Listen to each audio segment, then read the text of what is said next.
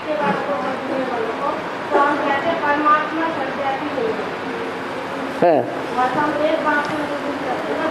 परमात्मा जिसे कहते हैं, जब सारी दुनिया में पुरजोर से विनाश होगा, देश में भी विदेशों में भी, तो सभी डर जाएंगे या नहीं डरेंगे? और जब डर जाएंगे तो भगवान बाप को प्रैक्टिकल में पहचानेंगे या नहीं पहचानेंगे? है? जिसको पहचानेंगे वो हिटलर नेपोलियन की तरह हिंसक बाप होगा, हिंसक धर्म अपनाने वाला होगा, या अहिंसक होगा? अहिंसक होगा। ऐसे अहिंसक बाप को जो प्रैक्टिकल में विश्व पिता साबित हो जाएगा,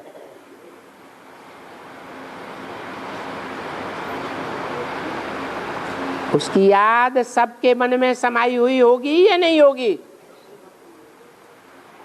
उस समय रुको,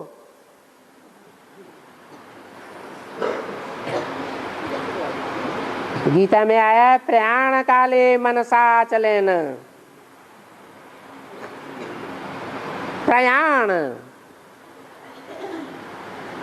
या न माना जाने के समय। रोजमर्रे की जिंदगी में तो सभी मृत्यु को पाते हैं, जाते हैं, लेकिन प्रयाण काल कौन सा होता है? महाविनाश। वो अंत काल है सभी का, और अंतमते सोगते।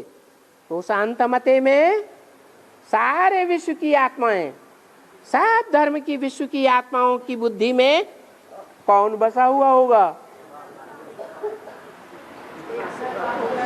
परम पिता बिंदु को याद करने वाले होंगे सारे, या साकार बुद्धि में समाया हुआ होगा?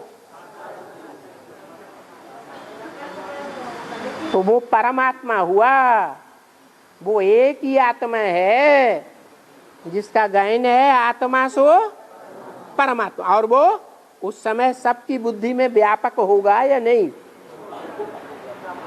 याद के रूप में होगा ना। तो इसलिए भक्ति मार्ग में, क्योंकि अंत समय में जब सृष्टि का अंत हुआ था, सबका प्रयाण काल था, उस समय सबकी बुद्धि में बैठ गया आत्मा सो परमात्मा। और परमात्मा क्या है? सबकी बुद्धि में व्यापक है। एक भी इस सृष्टि की आत्मा ऐसी नहीं, मनुष्य आत्मा नहीं होगी जो उस बाप को याद न करे। तो सर्वव्यापी हुआ या नहीं हुआ अंत समय में? है तो अंत मते वो ही फिर भक्ति मार्ग में जन्म जन्मांतर बुद्धि में बैठा रहते हैं। नहीं तो जो भक्ति मार्ग में बातें चल रही हैं उनका कुछ कारण चाहिए या नहीं चाहिए? अकारण ही कुछ हो जाता है। कोई गायन, कोई पूजन अकारण ही होता है या कोई कारण होता है?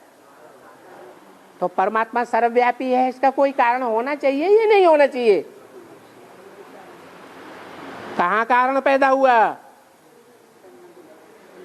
है?